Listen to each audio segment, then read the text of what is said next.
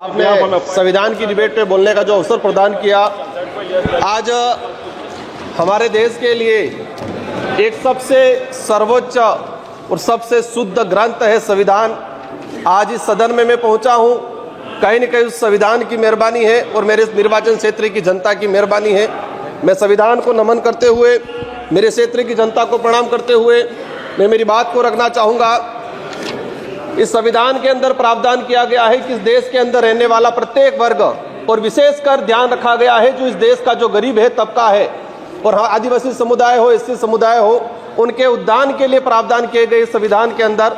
लेकिन आज बड़े दुख के साथ कहना पड़ रहा है कि 75 वर्ष हो गए, लेकिन संविधान के अंदर जो आदिवासी समुदाय के हित में जो प्रावधान बने हुए हैं, अनुच्छेद 244(1) के अंतर्गत 5वीं अनुसूची, अनुच्छेद 244(2) के अंतर्गत 6ठी अनुसूची के तहत अनुसूचित क्षेत्र, जनजाति क्षेत्र के प्रावधानों को आज तक धरातल पे लागू नहीं किया गया है।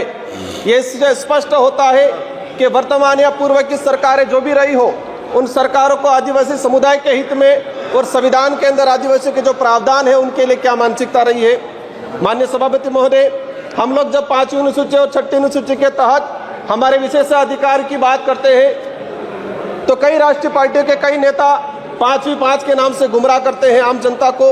बड़े दुख की बात है कि 5वीं अनुसूची और 6ठी अनुसूची क्षेत्र में रहने वाली आम जनता को आज तक इनके अधिकारों के बारे में नहीं बताया गया, नहीं पता चला उनको। माननीय सभापति महोदय, आज रिजर्वेशन का निजीकरण किया जा रहा है, ये भी एक संविधान पे कुटाराघात है। जातिगत जनगणना की लंबे समय से मांग चल रही है, जातिगत जनगणना नहीं हो रही है, यह भी एक संविधान पे कहीं न कहीं कुटाराघात है। मणिपुर की जो घटनाएं हुई है उससे भी यह सिद्ध होता है कि संविधान पे कहीं न कहीं कुटाराघात है। माननीय सभापति महोदय, इस अवसर पे मैं भीमराव अम्बेडकर जी, बाबा साहब, जयपाल सिंह मुंडा, नेहरू जी, ऐसे कई महापुरुषों को याद करना चाहूंगा जिन्होंने इस देश को शानदार संविधान दिया है। और इसी अवसर पे आज ही के दिन जो शहीद हुए सैनिक हैं, इनको भी नमन करना चाहूंगा।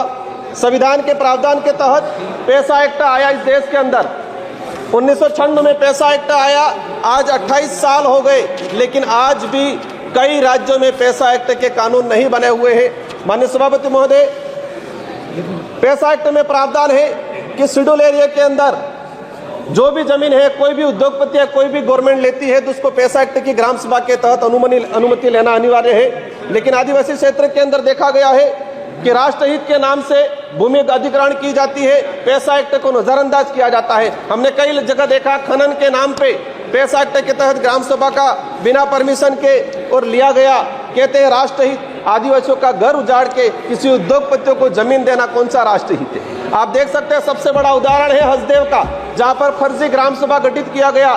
क्लियर है कि ये कहीं न कहीं पूरे संविधान की धज्जियां उड़ाने का काम किया गया है। माननीय सभापति महोदय, हम अगर देखना चाहें कि कितनी जगह पैसा एक्ट की ग्राम सभा की अनुमति ली गई, पिछले 10 सालों के अंदर कितने प्रोजेक्ट ट्राइबल इलाके में लागू किए गए और कितनी जगह पैसा एक्ट की ग्राम सभा ली गई है, 10 सालों का अगर डाटा निकाल के देखेंगे, दूध का दूध, पानी का पानी हो जाएगा। और यह स्पष्ट हो जाएगा कि वर्तमान सरकारें हो या पूर्व की सरकारें हो, आदिवासी समुदाय के जो संवैधानिक अधिकार है उनके लिए कितने संवेदनशील है। माननीय सभापति महोदय, आज अगर हम बात करें, जब जयपाल सिंह मुंडा संविधान सभा की जब चर्चा हो रही थी तो जयपाल सिंह मुंडा ने कहा था कि आदिवासियों को लोकतंत्र सिखाने की जरूरत नहीं है, आदिवासियों से लोकतंत्र सीखने की जरूरत है जो हजारों सालों से जीता आ रहा है। और ये मानना पड़ेगा कि संविधान निर्माताओं ने भी जब देखा गया कि आदिवासी समुदाय की गण व्यवस्था, गमेती पटेल मुखिया की व्यवस्था, उसी को कहीं न कहीं अडोप्ट किया गया है। लेकिन आज लोकतंत्र में जिस तरह से तानाशाही हो रही है, ये कहीं न कहीं आज आम जनता, आम गरीब के लिए दिक्कत है। जल जंगल जमीन, आदिवासी जीवन का आधार है, ये बिरसा मुंडा जी और जयपाल सिंह मुंडा का कहना था। लेकिन आज उसी जल जंगल जमीन को उजाड़ा जा रहा है। माननीय सभापति महोदय, आदिवासी समुदाय को अपना अलग एक पहचान, पूर्वजों के त्याग बलिदान आधार पर आरक्षण का अधिकार मिला है। और देश की आज़ादी में अगर देखा जाए, सबसे अधिक अगर त्याग बलिदान दिया गया है तो आदिवासियों का त्याग बलिदान दिया गया है। लेकिन आज उसको नजरअंदाज किया जाता है। हाल ही राजस्थान की सरकार ने ST/SC की जमीन को गैर आदिवासियों के खरीद पर अनुमति देकर ST/SC के संवैधानिक अधिकारों पे कहीं न कहीं कुटाराघात किया है।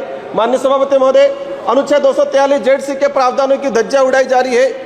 आदिवासियों के संवैधानिक अधिकारों को लेकर सुप्रीम कोर्ट के कई जजमेंट आए। Samatha judgment 1997, Vedanta judgment 2013, Ramareddy versus state Andhra Pradesh 1998, Kailash बनाम महाराष्ट्र सरकार 11 जनवरी 2005, लेकिन आज तक इन सुप्रीम कोर्ट हाई कोर्ट के जो जजमेंट है वो आज तक लागू नहीं किए गए हैं। आप अपन निकाल के देखेंगे जितने भी जजमेंट आए ट्राइबल इलाके के हित को लेके आज तक उनको लागू नहीं किया गया है।